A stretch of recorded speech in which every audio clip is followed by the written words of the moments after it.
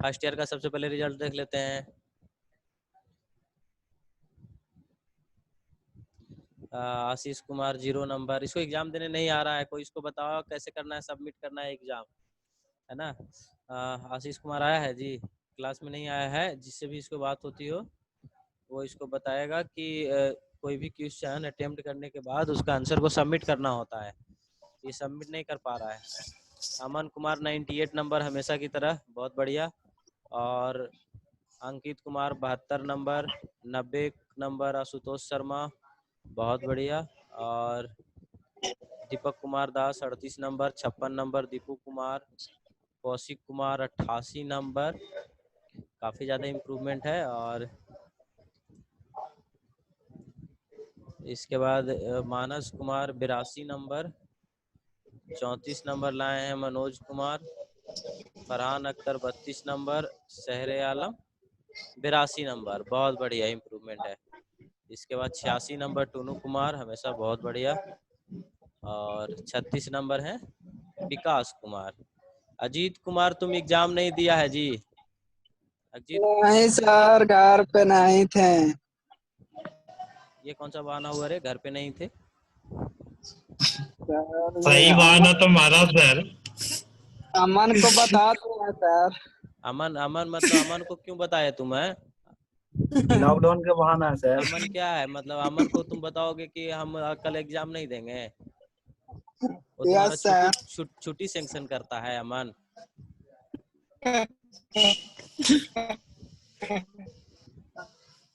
हाँ sir, submit करते समय 50 दिखाता है, फिर देखिए अभी 49 से शो कर रहा है मेरा वाला। सर कल से देंगे। 49 एक सवाल शायद सबमिट नहीं किया होगा कहीं पे, शायद, हो सकता है। नहीं सर, उस सबमिट लास्ट में नहीं सर, सबमिट सही करा तो बात है। 50 दिखा रहा था।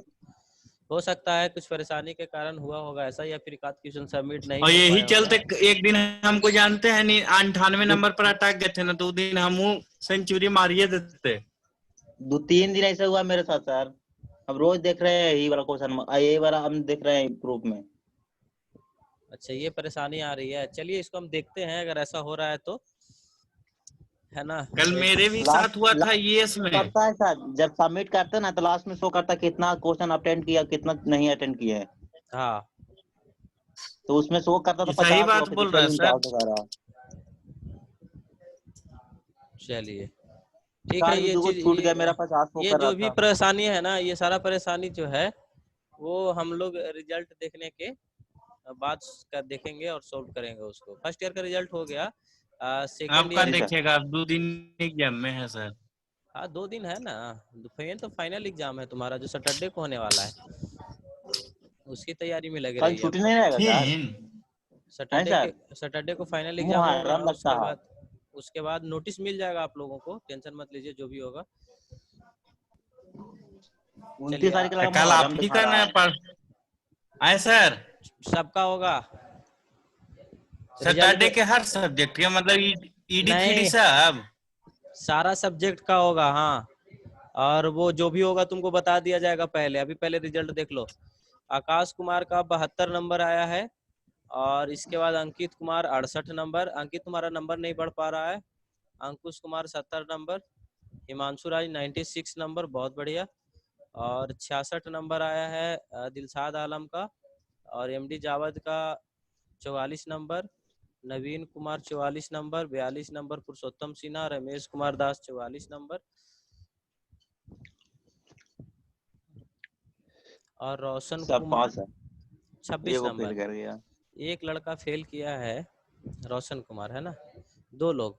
इसके बाद संतोष मालाकार 84 नंबर, बहुत बढ़िया। और शुभम कुमार 24 नंबर, ये फेल कर गया है। और सूरज कुमार सुन्हा 52 नंबर। और योगेंद्र कुमार 46 नंबर। ये था सेकेंड ईयर का रिजल्ट। सबसे पहले हम लोग फर्स्ट ईयर का ही सवाल करेंगे, इसके बाद सेकेंड ईयर के सवाल करेंगे। सवाल जो है वो हम आज अंकित का ही देख लेते हैं। और कौन कौन है? विकास कुमार आए हैं, अमन आए हैं, शहर आलम। शहर आलम एग्जाम दिया है जी? 82 नंबर, बहुत बढ़िया है। अंक चलो अच्छा है। अंकित का देख ले रहे हैं ना। सबसे पहला सवाल सही लगाया है। गैलेना होता है किसका? धातु जो उत्पादन करते हैं, या ये शीशा जो उत्पादन करते हैं, शीशा धातु, उसका जो अयस्क जो होता है वो गैलेना होता है। बहुत बढ़िया जवाब है। रोटरी ड्राइव को रेसिप्रोकेटिंग ड्राइव में चेंज कौन करता है? Rack and pinion. अच्छा जवाब है, सही है। और ये सवाल गलत हो गया है कि में होल की अपेक्षा सॉफ्ट होती है। में होल की अपेक्षा सॉफ्ट होती है, तो सॉफ्ट होल की अपेक्षा सॉफ्ट जो है वो हमेशा पॉजिटिव अलाउंस होती है ना। अगर पॉजिटिव अलाउंस नहीं रहेगी तो सॉफ्ट जो है वो होल के अंदर एंट्री नहीं करेगा, मींस की इनलेट असेंबल नहीं होगा। होल सॉफ्ट जो है वो होल के अंदर असेंबल नहीं होगा। इस वजह से क्या करते हैं कि पॉजिटिव अलाउंस देते हैं। पॉजिटिव अलाउंस कहने का मतलब आप लोग पहले समझ लीजिए। पॉजिटिव अलाउंस कहने का मतलब कि प्लस में जो हम लोग देते हैं, है ना। जैसे सॉफ्ट है तो सॉफ्ट पर आपके दिमाग में ये नहीं आना चाहिए कि सॉफ्ट है तो उस पर प्लस अलाउंस देने के लिए उसके डायमीटर को बड़ा करेंगे तब प्लस होगा। नहीं, सॉफ्ट में उल्टा होता है। सॉफ्ट में क्या होता है कि सॉफ्ट के ऊपर से उसके डाया को कम करने को हम लोग पॉजिटिव अलाउंस बोलते हैं, और होल के डाया को बढ़ाने को पॉजिटिव अलाउंस बोलते हैं। तो ये चीज होता है। तो सॉफ्ट जो है वो हमेशा होल की अपेक्षा पॉजिटिव अलाउंस होता है। तो ये चीज ध्यान रखना है। ये सवाल गलत हो गया है। अगला सवाल है आपका कि 0.5 mm स्टील रूल का लिस्ट काउंट होता है। सीधा सीधा वही सवाल था आपका।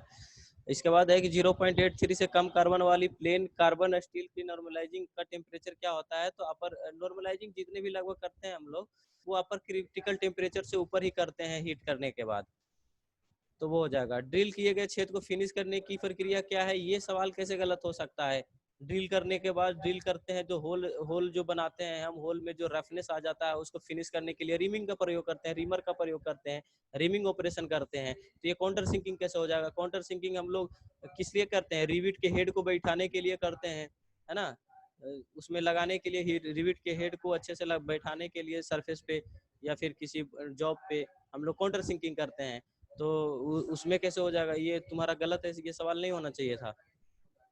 इसको ध्यान में रखना है। इसके बाद है कि कॉन्सेंट्रिक चलने के लिए ग्राइंडिंग व्हील को क्या करना चाहिए? तो हम लोग ट्रूइंग करते हैं। हमने आपको बताया है ग्राइंडिंग मशीन, जब आपको हम चैप्टर पढ़ा रहे थे, तो ग्राइंडिंग मशीन का जो व्हील जो है वो टेपर ना चले, इधर उधर अनबैलेंस ना चले, इस वजह से उसको क्या करते हैं? ट्रूइंग करते हैं। इसका एग्जांपल सबसे बढ़िया आपका एग्जांपल देना चाहेंगे हम कि साइकिल का रिम आपने देखा है कि कुछ दिनों के बाद साइकिल का रिम क्या हो जाता है कि थोड़ा सा टाल हो जाता है, जिसको टाल बोलते हैं। एक्चुअली वो टेपर होता है, उसको बोलते हैं टाल हो जाता है, जिसकी वजह से ब्रेक फंसने लगता है तो कुछ और फंसने लगता है। तो उस चीज को सही करने के लिए हम लोग क्या करते हैं? हम लोग जो है वो मिस्त्री के पास ले जाते हैं। वो क्या करता है कि एक उसके स्टैंड पे उस रिम वाले व्हील को लगाता है और उसको घुमा के उसके स्पोक के सही कर करके और उसको सही करता है, कॉन्सेंट्रिक करता है ना। कॉन्सेंट्रिक तो उसी को बोलते हैं ट्रूइंग करना। वैसे ही ग्राइंडिंग व्हील में भी होता है, तो उसको हम लोग ट्रूइंग बोलते हैं। अगला है कि 10 के पावर -1 का एक डेसी होता है, यानी कि डेसी बोलते हैं 10 का पावर -1 को।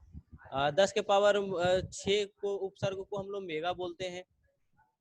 इसके बाद है 100 डिग्री सेंटीग्रेड को फ़ारेनहाइट में चेंज करना है। इसका फार्मूला आपको पता होना चाहिए। किसको ये पता? ये सवाल कैसे गलत कर दिया? अंकित कुमार बताइए, सेंटीग्रेड से फ़ारेनहाइट में चेंज करने के लिए क्या फार्मूला होता है? ये बताया गया है। C/5 = F - 32/9। C 9/5। उसको चेंज करेगा तो यही आएगा सर, C/5 = F - बिल्कुल, लेकिन 32/9। हम लोग को जेन्युइन फार्मूला याद रखना है ना, प्लस में 32, है ना। ये करने के बाद हमको मिलता है फ़ारेनहाइट। तो ये फार्मूला आपको ध्यान में रखना है। इसके बाद है कि 100 डिग्री को सेंटीग्रेड को फ़ारेनहाइट में बदलने वाला फार्मूला ध्यान में रखना है, वो आ जाएगा। इसके बाद है आपका कि 13 पाइराइट्स अयस्क में कितना तांबा होता है? तो 0.32%। अगला सवाल है आपका, ये कौन सी धातु कई प्रकार के अम्लों के लिए प्रतिरोधी होती है? तो अम्लों के लिए प्रतिरोधी कौन सा होता है? शीशा। इसी वजह से तो उसमें जितने भी केमिकल प्रकार के जो लिक्विड होते हैं उसको शीशे वाले कप में रखा जाता है, ग्लास में रखा जाता है, या फिर उस शीशे का बनाया हुआ बर्तन में रखा जाता है, जो भी केमिकल चीजें होती है, क्योंकि वो जो होता है वो अम्लों से रिएक्शन नहीं करता है, इस वजह से। तो शीशा हो जाएगा, टीन नहीं होगा। अगला है कि काउंटर सिंक हेड स्क्रू का एंगल होता है तो 90 डिग्री होता है। काउंटर सिंक हेड स्क्रू का एंगल 90 डिग्री होता है। अगला है कि ड्रिल बीट में हेलिक्स कोण जो है वो किस पे डिपेंड करता है, किससे निर्धारित होता है? तो वो रेक एंगल से होता है। रेक एंगल बढ़ेगा तो हेलिक्स एंगल कम जाएगा, हेलिक्स एंगल बढ़ेगा तो रेक एंगल कम जाएगा, है ना। ये दोनों का कॉम्बिनेशन होता है। ये तो टीचर ना है, किसकी तरफ से टीचर आवाज आ रहा है? आया क्वेश्चन। चलिए अगला सवाल देखेंगे हम लोग कि टाइप एन टाइप के ड्रिल बीट का होता है तो नॉर्मल लो कार्बन को टाइप एन टाइप का ड्रिल बोलते हैं। एन बोल दिया तो नॉर्मल लो कार्बन होता है, इसका मतलब सीधा सीधा ये समझना है आपको। इसके बाद है कि कौन सा रिमर में लंबा टेपर होता है? तो सॉकेट रिमर में लंबा टेपर होता है। अगला सवाल जो इसने गलत किया है कि 200 mm की लंबाई, 500 mm की चौड़ाई और 4 mm की मोटाई और इतना ग्राम पर सेंटीमीटर के घनत्व वाले स्टील के वजन की गणना करना है ना। तो इसका जो आंसर हो जाएगा 31.4 kg, है ना। इसको देखेंगे, इसका फॉर्मूला हम आपको बता देंगे, इसके बाद इसको आप आसानी से जी करेंगे। इससे पहले हमने length into breadth into height into gravity by 1000। बिल्कुल, ये फॉर्मूला है आपका, length into breadth into height into by 1000, है ना, ग्रेविटी इंटू बाई 1000। ये वाला फॉर्मूला से आप जो है इसको आसानी से निकाल सकते हैं। 1000 से डिवाइड कर देना है सारा, इसमें आपको वैल्यू दिया हुआ है। जैसे आपका देखिए लेंथ दिया हुआ है 2000 mm, 500 mm आपका ब्रेथ दिया हुआ है यानी चौड़ाई दिया हुआ है, और 4 mm आपका थिकनेस दिया हुआ है यानी कि मोटाई दिया हुआ है। इसके बाद इसमें ग्रेविटी भी आपको दिया हुआ है 7.85 ग्राम पर सेंटीमीटर स्क्वायर। तो इसको सारे को मल्टीप्लाई कर देना है, इसके बाद 1000 से आपको डिवाइड कर देना है, आपका आंसर आ जाएगा, है ना। ये गणना करने के लिए कर रहा है ब्लेड की वजन की गणना करें, तो ये सीधा सीधा फॉर्मूला लगाना है, आपको समझ में आ जाएगा, निकाल भी लेंगे आप इजीली। एक बार लगा के देखेंगे, सभी लोग निकाल के देखेंगे। इसके बाद अगर कोई परेशानी आता है तो इसको फिर से हम एक्सप्लेन करेंगे। अगला सवाल है आपका कि ड्रिल के बिंदु कोण को कौन तय करता है? तो जॉब का मटेरियल, हमने बताया था कि ड्रिल का जो पॉइंट एंगल है वो जॉब के मटेरियल पे ही सबसे ज्यादा वो मैटर करता है कि ड्रिल कौन से मटेरियल में आपको ड्रिल करना है। इसके बाद कटिंग स्पीड भी जॉब के मटेरियल पे ही डिपेंड करता है सबसे ज्यादा, तो वो भी आपको ध्यान में रखना है। आपसे सवाल पूछ दे कि ड्रिल बिट का पॉइंट एंगल किस पे डिपेंड करता है, तो जॉब मटेरियल पे, या फिर कटिंग स्पीड भी तो जॉब मटेरियल पे। अगला साइज है ये आपका लिमिट फिट टॉलरेंस से सवाल है कि 10 mm की छेद की रिमिंग करने के लिए ड्रिल का आकार क्या होगा? अगर अंडर साइड जो है वो 0.02 दिया हुआ है, ओवर साइड जो है वो 0.04 दिया हुआ है, तो आपको हमने बता रखा है इसका फॉर्मूला टैप ड्रिल साइज का। तो टैप ड्रिल साइज का आपको फॉर्मूला या रिम ड्रिल साइज का फॉर्मूला आपको पता होना चाहिए कि क्या होता है कि major dia minus under size, over size minus under size, तो वो वाला फॉर्मूला आप लगाएंगे तो आपका आंसर आ जाएगा। अगला है कि ये सही लगा है वैसे आंसर। अगला है कि ग्राइंडिंग व्हील में बॉन्ड को इंगित कौन करता है? तो ग्रेड जो है वो बॉन्ड को इंडिकेट करता है। इसके बाद अगला सवाल जो इसने गलत किया है वो 28 नंबर की एक ड्रिल छेद के अंत में बेवलिंग का कार्य क्या है? तो बेवलिंग करने को हम लोग काउंटर सिंकिंग बोलते हैं, है ना। खास करके जब ड्रिल ड्रिल से कोई होल बनाते हैं, कोई होल जनरेट करते हैं, तो उसके बाद जो उसको बेवल जो करने का काम करते हैं, होल के जो स्टार्टिंग का जो भाग होता है उसको बेवल करने का जो काम करते हैं उसको हम लोग काउंटर सिंकिंग बोलते हैं। इसके बाद अगला सवाल जो गलत किया है कि यदि क्लियरेंस कोण गलत हो तो क्या होगा? तो ओवरहीटेड ड्रिल जो है ओवरहीटेड होगा। इसके बाद ओवरहीटेड होने के बाद ब्रेक भी हो जाएगा, तो क्लियरेंस एंगल जो है वो ड्रिल का गलत नहीं होना चाहिए। थ्री जा चक का दोष क्या है? तो एक्यूरेसी कम होती है, ये सवाल कल भी था। अगला है कि इंटरनल मैट्रिक मोस्ट टेपर होल को रिमिंग करने के लिए किस रिमर का प्रयोग करेंगे? तो socket reamer with parallel shank का इस्तेमाल करेंगे। ये वाला हेलिकल फ्लूट रिमर नहीं होगा, इसका सही करना है। इसके बाद है अगला सवाल जो है कि ग्राइंडिंग व्हील के छिद्र बंद हो जाए तो क्या दोष है? तो ग्राइंडिंग व्हील का छिद्र जो है वो बंद हो जाए तो क्या दोष है? तो लोडिंग कहने का मतलब कि उसमें जो है, हमने आपको ग्राइंडिंग व्हील में लोडिंग और अनलोडिंग का मतलब बताया हुआ है कि जब हम लोग नया एब्रेसिव चढ़ाते हैं ग्राइंडिंग व्हील पे तो उसको लोडिंग बोलते हैं, या कहीं पे अधिक एब्रेसिव जमा हो जाता है किसी जगह पे ग्राइंडिंग व्हील पे तो उसको लोडिंग करते हैं, या कहीं से एब्रेसिव टूट के गिर जाता है तो उसको अनलोडिंग बोलते हैं। तो लोडिंग हो जाता है, इसकी वजह से क्या होता है कि ग्राइंडिंग व्हील का छिद्र बंद हो जाता है। जब ज्यादा एक ही बहुत सारे एब्रेसिव जब जाके उस क्षेत्र पे जमा हो जाएंगे तो जाहिर सी बात है कि वो बंद हो जाएगा, तो उसको हम लोग बोलते हैं लोडिंग हो जाना।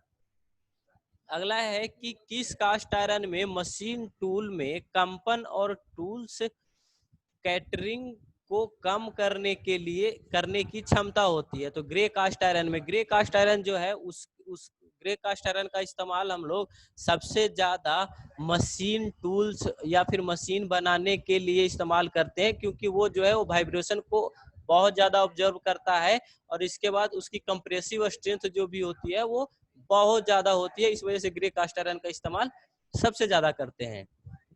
अगला है कि जस्ता निकालने के लिए किस अयस्क का प्रयोग करते हैं? तो जस्ता निकालने के कैलामाइन का करते हैं, गैलेना का तो शीशा में ना करते हैं। तो दोस्त गैलेना तो शीशा का अयस्क होता है। वो सबसे पहला ही सवाल था, तुमने उसका सही आंसर भी लगाया है और यहाँ आके फिर गैलेना मार दिया। जस्ता और शीशा में फर्क तो समझ में आना चाहिए ना। चलिए ये आके बाकी सारा सवाल सही है। एक सवाल सबसे लास्ट नंबर सवाल गलत किए हैं कि 400 डिग्री सेंटीग्रेड से नीचे तापमान पर हार्ड स्टील को पुनः गर्म करके ठंडा करने की विधि को क्या करते हैं कहते हैं? तो पुनः गर्म करेंगे, ठंडा करेंगे 400 डिग्री सेल्सियस से नीचे तापमान पर, तो उसको हम लोग टेम्परिंग करना बोलते हैं, है ना। तो ये सारा चीज आपका सही है। आप बताइए फर्स्ट ईयर के है, किसी सवाल में आपको कोई परेशानी है तो बताइए।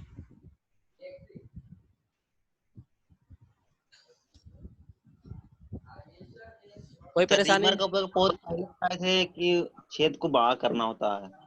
हाँ जी, रीमर का उपयोग छेद को बड़ा करने के लिए सिर्फ अगर आपसे पूछे तो आपका बोरिंग हो जाएगा, लेकिन रिमर क्या करता है कि डाया को इंक्रीज करता है, बट उतना नहीं करता है जितना आप समझ रहे हैं, है ना।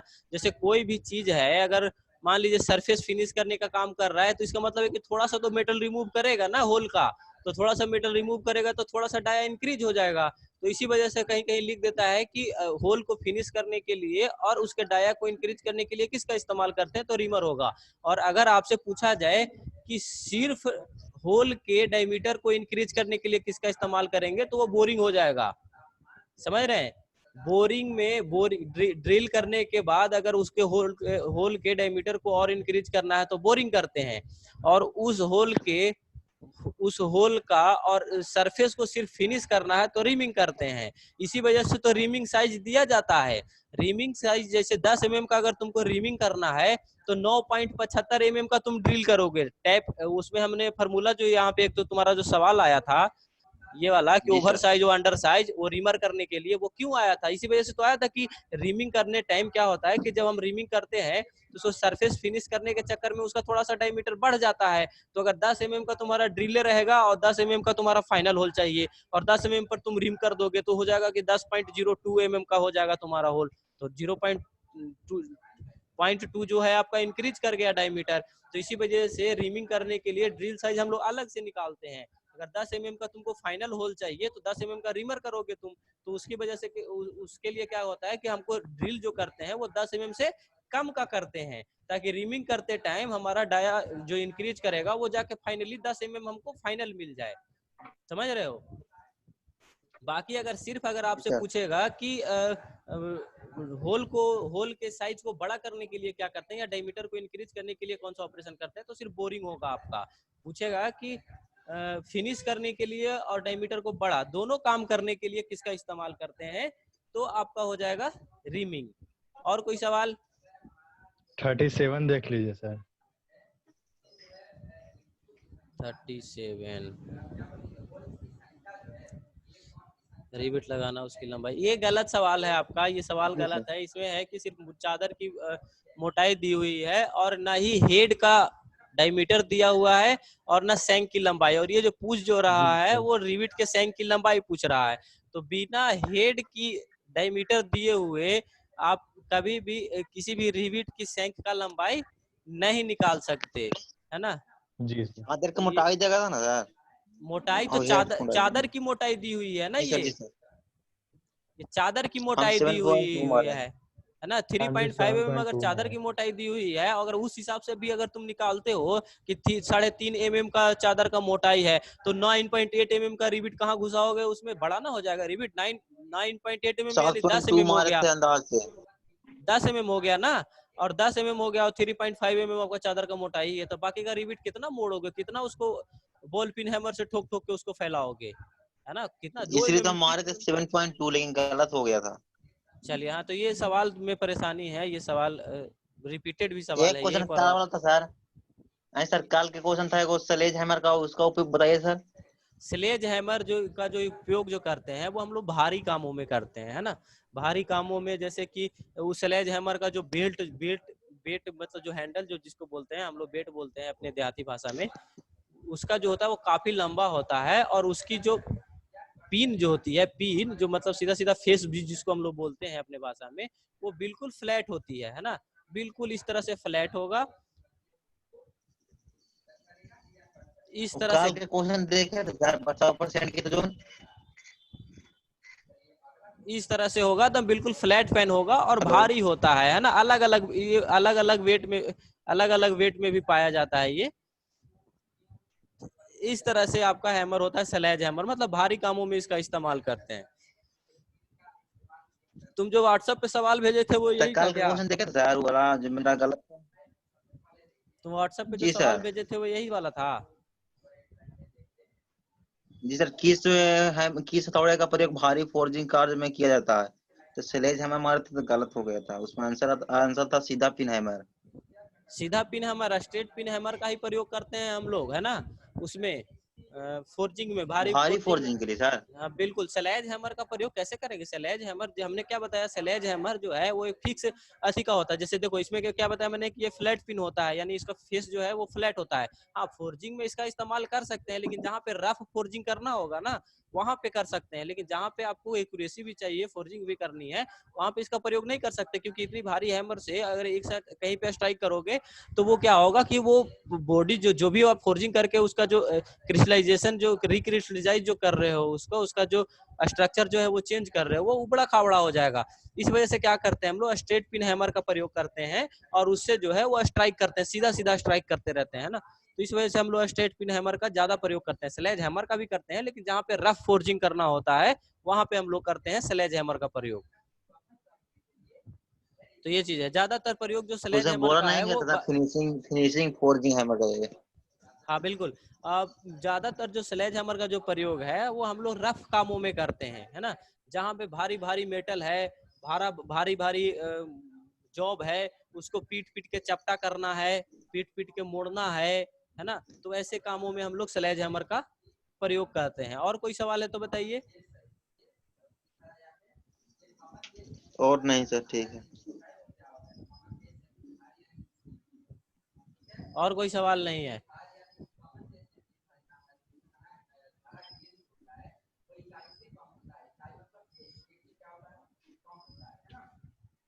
अंकित कुमार चला गया जी, अंकित।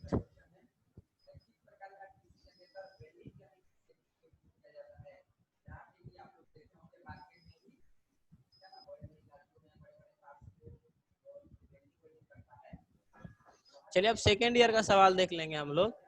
फर्स्ट ईयर में किन्हीं को कोई डाउट नहीं है ना? डाउट है तो आप लोग देख लीजिए आराम से, कोई दिक्कत नहीं है, वो तो हम बाद में भी कर लेंगे, लास्ट में भी कर लेंगे। फिलहाल हम लोग सेकेंड ईयर का सवाल देखेंगे। सेकेंड ईयर में हम लोग देख लेंगे आकाश कुमार 72 नंबर, आज अच्छा नंबर लाया है। अंकित 68, हिमांशु 96, दिलशाद जावेद आया है? नहीं आया। और नवीन एसएन पंडित, ये नवीन एसएन पंडित जो लिखा हुआ है वो नवीन है ना जी? जी सर। तो नवीन काहे नहीं लिखता अपना नाम मेरे एसएन पंडित? चलिए लॉकडाउन में बदल गया है सर। तुम्हारा सवाल ही देखेंगे, है ना। आज जो है वो नवीन कुमार का ही सवाल देखेंगे, कौन कौन से सवाल इन्होंने गलत किया है। स्मॉल हेल गेज का प्रयोग करते हैं 12.7 mm तक के व्यास को चेक करने के लिए स्मॉल होल गेज का प्रयोग करते हैं। ये गेज से सवाल था आपका। फिर बी ग्रेड का गेज किसे कहा जाता है? तो वर्किंग गेज सेट को कहा जाता है। बी ग्रेड का गेज कहा जाता है यानी जिसकी एक्यूरेसी कम होती है, सीधा सीधा ये समझिए बी ग्रेड मतलब। अगला है कि BIS के अनुसार निम्न में से कौन सा स्लिप गेज की सूक्ष्मता का ग्रेड है? मतलब सूक्ष्मता का ग्रेड है मतलब जो ज्यादातर सूक्ष्म है। तो जितना भी इसमें दिया होगा सभी हो जाएंगे आपके। इसके बाद जो अगला गलत जो सवाल किया है 5 नंबर है कि ड्रिल की ग्राइंडिंग करते समय उसका पॉइंट एंगल कितना होता है? तो 118 डिग्री होता है। ये सवाल कैसे गलत हो सकता है? ये हमने बहुत बार बनाया है। हाँ, ग्राइंडिंग के लिए से पूछता कि ग्राइंडिंग ड्रिल पॉइंट कितना होता है? 121 होता है। लेकिन अगर सीधे कि ड्रिल का पॉइंट एंगल कितना होता है ग्राइंडिंग करने के लिए, तो वो आपका 118 डिग्री होता है। अगला है कि इंटरचेंजेबिलिटी अर्थात खराब होने पर बदलने में निम्न में से किसको सुनिश्चित किया जाता है? तो गेज को किया जाता है। गेज से ही हम लोग इंटरचेंजेबिलिटी का काम करते हैं। अगला सवाल जो है कि मीट्रोलॉजी लैब में गेज को रखने का तापक्रम क्या है? तो 20 डिग्री सेंटीग्रेड तक हम लोग लैब में यानी कि जो रूम का जो नॉर्मल टेम्परेचर होता है उसमें हम लोग रखते हैं। लेकिन वहीं पे अगर क्या होता है गर्मी के दिनों में 44 डिग्री हो जाता है, 45 डिग्री हो जाता है टेम्परेचर। तो ऐसे स्थिति में गेज जो है खराब होने के चांसेस होते हैं या रस्ट लगने के चांसेस होते हैं, या फिर बहुत ज्यादा वेट मौसम हो गया। वेट कहने का मतलब कि वाष्पशील मौसम हो गया, जैसे बरसात का दिन है ना। तो वैसे में भी हम लोग को गेज में कोरोजन वगैरह लगने की चांसेस होता है या थोड़ा उसमें एक्यूरेसी कम हो जाती है। इस वजह से हम लोग जो है उसका फिक्स टेम्परेचर होता है 20 डिग्री सेंटीग्रेड तक हम लोग रखते हैं। गेज को रखने का एक मानक टेम्परेचर है यानी स्टैंडर्ड टेम्परेचर बोलते हैं इसको। अगला सवाल है कि स्लीप गेज कई ग्रेड में होते हैं, है ना। तो इंस्पेक्शन कार्यों के लिए किसका प्रयोग करते हैं? तो ग्रेड 0 वाले का प्रयोग करते हैं इंस्पेक्शन के लिए। उसको इंस्पेक्शन स्लिप गेज भी बोलते हैं हम लोग, ग्रेड 0 को। अगला है कि स्लिप गेज की हार्डनेस होनी चाहिए 63 HRC। ये कभी भूलना मत, 63 HRC। ये बहुत ज्यादा पूछता है स्लिप गेज की हार्डनेस कितनी होती है। अगला है स्लिप गेज को आपस में जोड़कर सीधा सीधा है कि स्लिप गेज को आपस में रखकर जो प्रयोग करते हैं उसको किस नाम से जानते हैं या कौन सा टेक्निकल नाम है? तो उसको रिंगिंग करना बोलते हैं। एक स्लिप गेज के ऊपर दूसरे स्लिप गेज को रखकर जो हम लोग स्लाइड करके एडजस्ट करते हैं उसको हम लोग रिंगिंग बोलते हैं। क्योंकि रेंगना सीधा सीधा समझ लो, क्योंकि एक दूसरे के ऊपर वो रेंगने का ही काम करता है, तो वो रिंगिंग बोलते हैं उसको। अगला है कि स्लिप गेज की हार्डनेस होनी चाहिए 63 HRC। रिपीटेड सवाल हो गया। टेपर गेज का टेपर होता है तो 0.3 mm से 4 mm तक टेपर होता है। टेपर गेज का टेपर जो दिया जाता है टेपर गेज में वो 0.3 mm से 4 mm तक होता है। ये याद करना पड़ेगा आपको। अगला टेपर ब्लैक गेज का प्रयोग किया जाता है। तो प्लग गेज है, प्लग गेज का कहाँ उपयोग करते हैं? तो इंटरनल होल करने के लिए। और उसमें लगा हुआ है क्या? टेपर। तो टेपर इंटरनल होल को चेक करने के लिए करेंगे टेपर प्लग गेज का इस्तेमाल। अगला टेपर प्लग गेज में गो और नो गो सिरा एक ही स्टेप द्वारा इंगित किया हो गया तो एक ही साइड पर इंगित किया जाएगा। ऐसे में एक ही स्टेप द्वारा रहेगा था। अगला सवाल है कि अंदरूनी आकार को मापने और चेक करने के लिए किस गेज का प्रयोग किया जाता है? तो अंदरूनी आकार वैसा जिसे सीधा सीधा अगर ऐसे भी पूछ दे कि ब्लाइंड होल को चेक करने के लिए किस गेज का प्रयोग करते हैं? तो टेलीस्कोप गेज। वैसा होल जिसका आपको कुछ था पता नहीं पता है कि कितना अंदर है, कितना गहरा है, अंदर में क्या इसका वो है, तो उसके लिए भी टेलीस्कोप गेज का प्रयोग करते हैं। तो अंदरूनी आकार को मापने के लिए टेलीस्कोप गेज का प्रयोग करते हैं। ये चीज ध्यान रखिएगा। अगला है कि इंस्पेक्शन गेज की शुद्धता चेक करने के लिए किस गेज? इंस्पेक्शन गेज यानी कि ग्रेड 0 को हम लोग इंस्पेक्शन गेज बोलते हैं। तो ग्रेड 0 की भी शुद्धता चेक करनी है तो हम लोग मास्टर गेज का प्रयोग करते हैं, जिसको हम लोग रेफरेंस गेज भी बोलते हैं, जिसको हम लोग ग्रेड 00 होता है यानी ग्रेड 00 होता है, जो BIS के पास होता है, ब्यूरो ऑफ इंडियन स्टैंडर्ड के पास होता है लैब में। वो सबसे ज्यादा शुद्ध स्लिप गेज है, उससे ज्यादा शुद्ध और कोई नहीं है। उससे कम क्या है? ग्रेड 0 वाला है, जिसको इंस्पेक्शन गेज बोलते हैं या ग्रेड 0 स्लिप गेज बोलते हैं। उससे बाद क्या है? तो ग्रेड 1 है। उसके बाद क्या है? ग्रेड 2 है, जिसको हम लोग ग्रेड 2 को क्या बोलते हैं? वर्कशॉप स्लिप गेज बोलते हैं, यानी जो हम लोग जनरल पर्पस के लिए वर्कशॉप में इस्तेमाल करते हैं। अगला है कि एक गेज में कई फ्लैट ब्लेड होते हैं जिन पर विभिन्न पीच कटे होते हैं, उसका नाम क्या है? तो स्क्रू पीच गेज बोलेंगे। वैसा गेज जिसमें थ्रेड कटे हुए हों विभिन्न पिच कटे हुए हों तो उसके स्क्रू पिच गेज बोलेंगे, वो पिच चेक करने का काम करता है स्क्रू थ्रेड का। तो फीलर गेज कैसे होगा? फीलर गेज का प्रयोग हम लोग क्लियरेंस या गैप चेक करने के लिए करते हैं। अगला है कि एक प्लग गेज को गो और नो गो साइड एक ही सिरे पर हो तो उसको प्रोग्रेसिव प्लग गेज बोलते हैं। प्लग गेज में गो सिरा और नो गो सिरा एक ही तरफ हो तो उसको प्रोग्रेसिव प्लग गेज बोलते हैं। ये ध्यान रखना पड़ेगा आपको। अगला सवाल है कि किस गेज का प्रयोग जो है वो जॉब का कोण चेक करने के लिए करते हैं। तो बेवल गेज से हम लोग किसी जॉब का कोण चेक कर सकते हैं। अगला है किस गेज को कंट्रोल गेज भी कहा जाता है। तो मास्टर गेज सबसे बड़ा होता है तो उससे ज्यादा अच्छा कंट्रोल और कौन कर सकता है, तो मास्टर गेज को कहेंगे। अगला है कि किस एडजस्टेबल स्नैप गेज में 2 एडजस्टेबल जबड़े होते हैं। तो स्नैप गेज में जो एडजस्टेबल जबड़े होते हैं, सीधा सीधा जबड़ा की बात कर रहा है। और जबड़ा से क्या करते हैं हम लोग, किसी भी जॉब को पकड़ते हैं या माप लेते हैं तो जबड़ा एक ही तरफ दोनों रहेगा, एक ही साइड में रहेगा तब ना किसी को पकड़ेंगे। तो ये कॉमन सेंस वाली सवाल था, ये ऐसे माना था, ये तो एक ही साइड पर होगा। अगला सवाल है कि किसी फीलर गेज का प्रयोग किया जाता है। तो हमने पहले ही बताया कि 2 मेटिंग पार्ट्स के बीच में गैप चेक करने के लिए या 2 मिलने वाले भागों के बीच में क्लियरेंस चेक करने के लिए कि उन दोनों के बीच में कितना एमएम का गैप रह गया है। अगला है कि कौन सा क्रम सही है। तो वर्कशॉप गेज, इंस्पेक्शन गेज और रेफरेंस गेज। वर्कशॉप गेज जो हम लोग वर्कशॉप में इस्तेमाल करते हैं, उससे ज्यादा शुद्ध कौन होता है, इंस्पेक्शन गेज, और उससे भी ज्यादा शुद्ध कौन होता है, रेफरेंस गेज, जिसको हम लोग मास्टर गेज भी बोलते हैं। तो ये आपको एक सही क्रम पूछ रहा था तो वो बताना है। गेज ब्लॉक का दूसरा नाम क्या है। तो स्लिप गेज को गेज ब्लॉक भी बोलते हैं और गेज ब्लॉक को स्लिप गेज भी बोलते हैं, ये याद रखना पड़ेगा। अगला है कि गेज साइज बढ़ाने पर सीट या तार की वास्तविक घटती है। तो लंबाई, सीधा सीधा बात है, गेज का साइज बढ़ाएंगे तो उसकी लंबाई घटेगी। गेज उत्पादन दर को क्या करता है। तो उत्पादन यानी प्रोडक्शन को क्या करता है। तो प्रोडक्शन रेट को क्या करता है, बढ़ा देगा, क्योंकि गेज से आपको मेजर करने में ज्यादा समय नहीं लगेगा तो बढ़ा देगा उत्पादन दर को। अगला है कि गेज का प्रयोग के लिए किया जाता है, किसके लिए किया जाता है। तो मास प्रोडक्शन के लिए किया जाता है, यानी कि अत्यधिक उत्पादन के लिए, कम समय में अत्यधिक उत्पादन के लिए हम लोग गेज का प्रयोग करते हैं। इस सवाल में गलत नहीं होना चाहिए था। अगला सवाल है कि गेज का प्रयोग करते समय कार्य क्षमता प्रभावित होता है। देखिए कार्य क्षमता प्रभावित किस लिए होता है, क्योंकि जब हम लोग गेज का प्रयोग जितना आपको सुविधा मिलते जा रहा है जिंदगी में, जीवन में आगे, उतने ही आप आलसी होते जा रहे हैं। पहले क्या करते थे कि गेज नहीं था हमारे टाइम, तो हम लोग क्या करते थे, मेजरिंग टूल से चेक करते थे। अब क्या कि गेज है तो डायरेक्ट गेज में डाल के पार करते जाएंगे। हाँ, काम आसान हो गया है लेकिन थोड़ी सी आलसी तो कार्य क्षमता पे प्रभाव पड़ता है, कुछ अच्छा प्रभाव पड़ता है, कुछ खराब भी प्रभाव पड़ता है। तो ये है आपका। अगला है कि गेज किस धातु की बनी होती है। तो एलॉय स्टील की बनी होती है।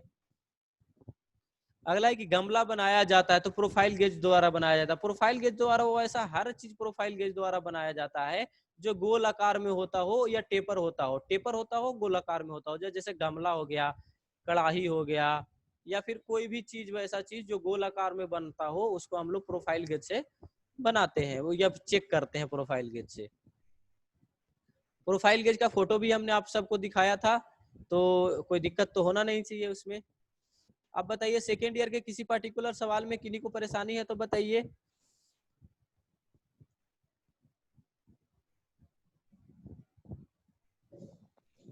नहीं सर। नहीं है परेशानी। नहीं सर। चलिए बहुत बढ़िया। अभी आप लोग का परफॉर्मेंस काफी अच्छा हो गया है, जो बेहतर कर रहे हैं धीरे धीरे, और उसको धीरे धीरे और ऐसे ही करते रहना है जैसे आप लोग कर रहे हैं। बहुत अच्छा कर रहे हैं, काफी ज्यादा रिजल्ट बेहतर हो गया है। अभी देखिए आप खुद से असेसमेंट करो कि जब तुम पहला एग्जाम दिए थे तब, है ना, और जब तुम लास्ट एग्जाम दिए तब, जो आज एग्जाम तुम दिए तब, कितना फर्क आया है। तो लगातार एग्जाम देने से कितना आप में बदलाव आया है ये आपको खुद समझ में आ रहा होगा। फर्स्ट डे का एग्जाम और आज का एग्जाम मिला लो, या कॉन्फिडेंस तुम्हारे अंदर कितना आया होगा इस एग्जाम देने के बाद कि अब कोनो एग्जाम में बैठा दो, कम से कम 80 नंबर तो मार ही के आएंगे, है ना, उससे कम तो नीचे ना गिरे देंगे। तो ये कॉन्फिडेंस आया है वैसे बच्चों को खास करके आया है जो रेगुलर एग्जाम दे रहे हैं और पढ़ाई कर रहे हैं और सॉल्यूशन क्लास में भी जुड़ रहे हैं, कॉन्सेप्ट समझ रहे हैं, उनको ये सारी चीजें फायदा हुआ होगा। आकाश कुमार क्या जी सर। का हाल है? ठीक है सर।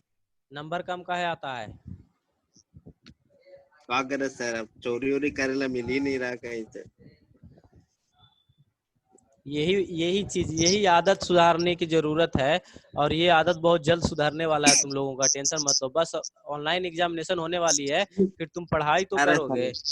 अब तो तुम्हारा हो गया। चलिए, अब तो सेकेंड ईयर वालों का लगभग समाप्त है। सुजान ITI से अलविदा होने का समय आ गया है आप लोगों का। बस 2 दिन की और चांदनी है। आप